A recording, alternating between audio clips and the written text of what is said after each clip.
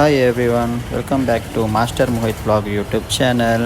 ನಾನು ಇವತ್ತು ಹೊರಟಿದ್ದು ನನ್ನ ಫ್ರೆಂಡನ್ನು ಇಂಟ್ರಡ್ಯೂಸ್ ಮಾಡಬೇಕು ಅಂತ. ನನ್ನ ಫ್ರೆಂಡು ದುಬೈಗೆ ಹೋಗಿ 2 ವರ್ಷ ಆಯಿತು. ಹಾಗಾಗಿ ಬಂದಿದ್ದೆ ರೀಸೆಂಟಾಗಿ 2 ಡೇಸ್ ಆಗಿತ್ತು. ಹಾಗೆ ನಾನು ಅವನು ಮೀಟ್ ಆಗಿರಲಿಲ್ಲ.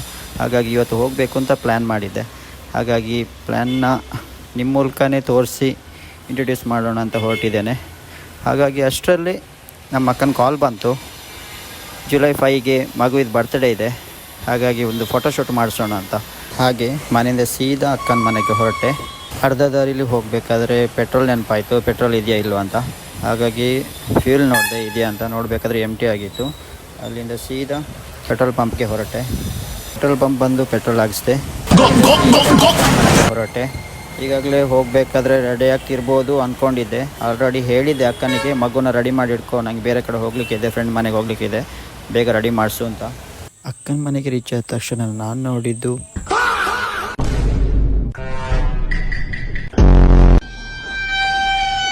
ಈ ಕಾಲದಲ್ಲಿ ನಂತರ ಒಳ್ಳೆ ಹುಡುಗ ಎಲ್ಲಿ ಸಿಗ್ತಾನೆ ಹೇಳಿ.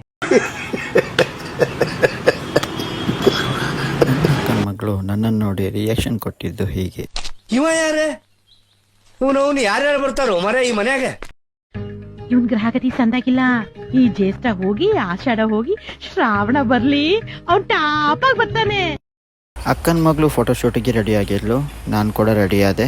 ಮಳೆ ಬೇರೆ ಟೈಮ್ ಬೇರೆ ಆಗಿತ್ತು. ಹಾಗಾಗಿ ಬೇಗನೆ ಶೂಟ್ನ ಸ್ಟಾರ್ಟ್ ಮಾಡ್ಕೊಂಡ್ವಿ.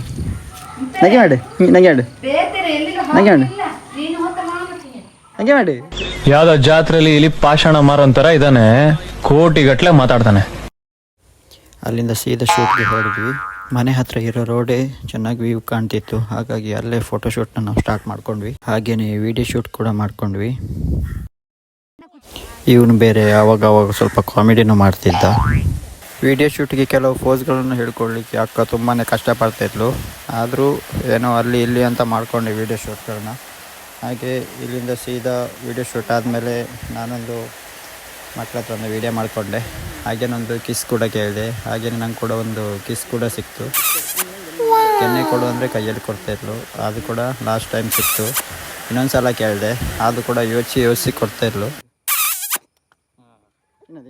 ಅಲ್ಲೇ ಇನ್ನೊಂದು ಲೊಕೇಶನಲ್ಲಿ ವೀಡಿಯೋ ಶೂಟ್ ಮಾಡೋಣ ಅಂತ ಹೋಗಿ ಆಗಲೇ ಇವಳು ನನಗೆ ಹೊಡೆಯೋಕ್ಕೆ ಸ್ಟಾರ್ಟ್ ಮಾಡಿದ್ಲು. ಹೋಗ್ತಾ ಇರಬೇಕಾದ್ರೆ ಅಕ್ಕನಿಗೆ ಏನೋ ರೋಡ್ ಸೈಡ್ ಗಿಡದ ಮೇಲೆ ಏನೋ ಕಾಣ್ತು. ಹಾಗೆ ನನಗೇನೋ ಹೇಳಿದ್ರು, ನೋಡ್ಕೊ ಅದೇನು ಅಂತ, ನೋಡು ಅದೇನಂತ ಹೇಳು ಅಂತ ಹೇಳಿದ್ರು.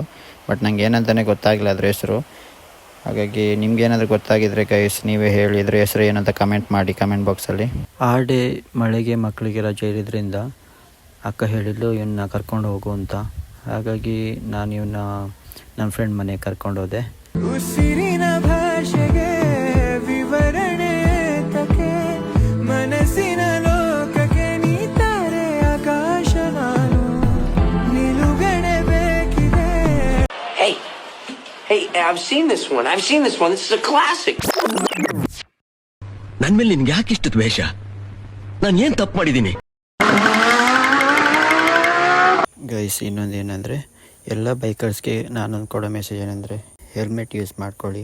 ಡ್ರೈವಿಂಗ್ ಮಾಡಬೇಕಾದ್ರೆ ಯಾವುದೇ ನೆಗ್ಲಿಜೆನ್ಸಿ ಮಾಡಬೇಡಿ. ಯಾಕೆಂದರೆ ಈ ಮಳೆಗಾಲದಲ್ಲಿ ಬೇರೆ ರೋಡ್ ಕೂಡ ಚೆನ್ನಾಗಿರಲ್ಲ. ಹಾಗಾಗಿ ಹೆಚ್ಚಿನ ಗುಂಡಿಗಳಲ್ಲೆಲ್ಲ ಗಾಡಿಗಳು ಬಿದ್ದು ಏನಾದರೂ ಆಗೋದಕ್ಕಿಂತ ಮುಂಚೆನೇ ನೀವು ಸೇಫ್ಟಿ ಆಗಿದ್ದರೆ ಒಳ್ಳೆಯದು. ಹಾಗಾಗಿ ರೋಡಲ್ಲೇ ಆಗಲಿ ಎಲ್ಲೇ ಆಗಲಿ ಆದಷ್ಟು ಹೆಲ್ಮೆಟ್ಗಳನ್ನ ಯೂಸ್ ಮಾಡಿ ಹೋಗಬೇಕಾದ್ರೆ.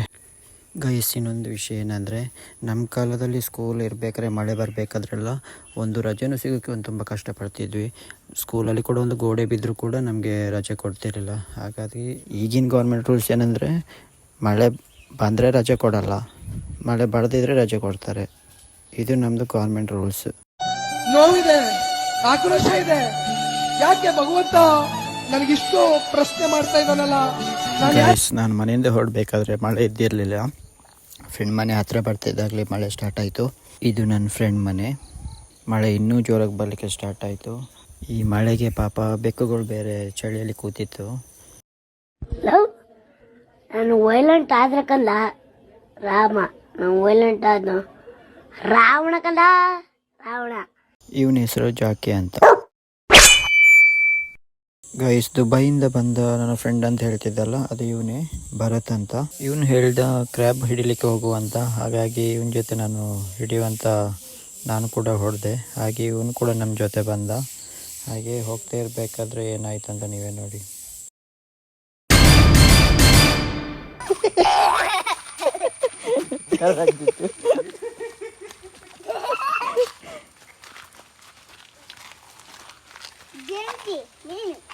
డేంజీ తూలకేసి మీ కొడైపోతుంది బిదర్ది ఒడ కింద కొత్తికి ఇంకేరి ఎత్తపోతుంది కత్తిపోతుంది.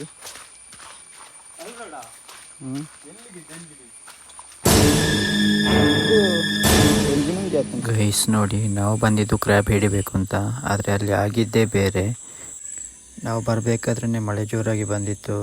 ಆಗಲೇ ಇದು ನೀರೆಲ್ಲ ಕೆಸರಾಗಿತ್ತು. ಹಾಗಾಗಿ ನಮಗೆ ಕ್ರ್ಯಾಬ್ ಹಿಡಿಯೋಕ್ಕೆ ಆಗಲೇ ಇಲ್ಲ. ಆಮೇಲೆ ಅಲ್ಲಿಂದ ಅವ್ರ ತೋಟನ ನೋಡಲಿಕ್ಕೆ ಅಂತ ಹೋಗಿದ್ವಿ. ಹಾಗೆ ಹೋಗಬೇಕಾದ್ರೆ ಇವನ್ನ ಸ್ವಲ್ಪ ನಾನು ಅಲ್ಲಿ ಆಟ ಆಡಿಸಿದ್ದೆ. ಬನ್ನಿ ನೋಡ್ಕೊಂಡು ಬರೋಣ.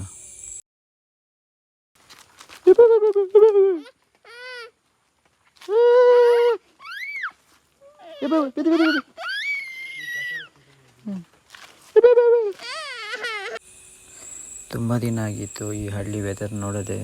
ಹಾಗಾಗಿ 2 ವರ್ಷದಿಂದ ಇವನು ಬರಲಿ ಅಂತ ಕಾಯ್ತಾ ಇದ್ದೆ. ಹಾಗೆ ಇವನು ಬಂದ ತಕ್ಷಣವೇ ನಾನಿಲ್ಲಿ ಒಂದು 2 ಡೇಸ್ ಆದಮೇಲೆ ಇವನ್ನ ಮೀಟ್ ಮಾಡಲಿಕ್ಕೆ ಬಂದೆ ಮನೆಗೆ ಅಂತ. ನೋಡಿ, ಆಗಲೇ ಮಲಗಿದ್ದ ಜಾಕಿ. ಈಗಲೇ ಸ್ವಲ್ಪ ಹೊತ್ತಲ್ಲಿ ನಮ್ಮ ಸೌಂಡ್ ಏನು ಕೇಳ್ತಲ್ಲ, ಹಾಗಾಗಿ ಓಡ್ಕೊಂಡು ಬಂದ.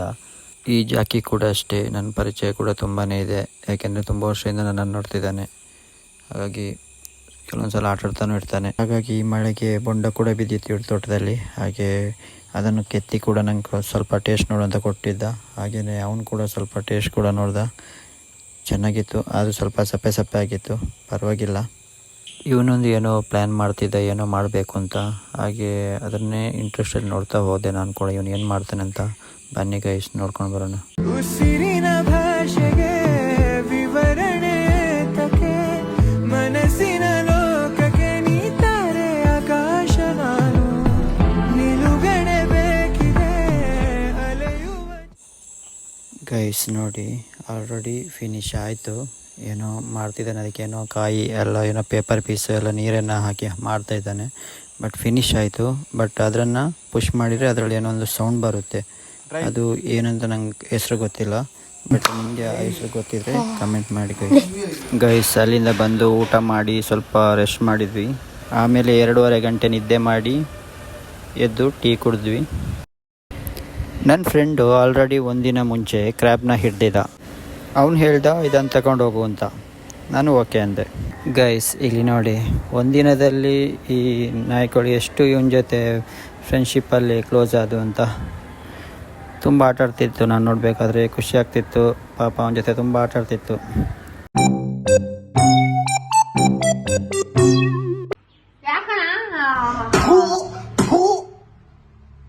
ಹುಟ್ಟಿದೆ ತಪ್ಪನ್ಸ್ಬಿಡ್ತು ನನಗೆ. ಇಲ್ಲಿ ಹುಟ್ಲೇಬಾರ್ದಾಗಿತ್ತು, ಅವ್ನು ನಮ್ಮನ್ನು ಸತ್ತೇ ಹೋಗ್ಬಿಡ್ಬೇಕಾಗಿತ್ತು.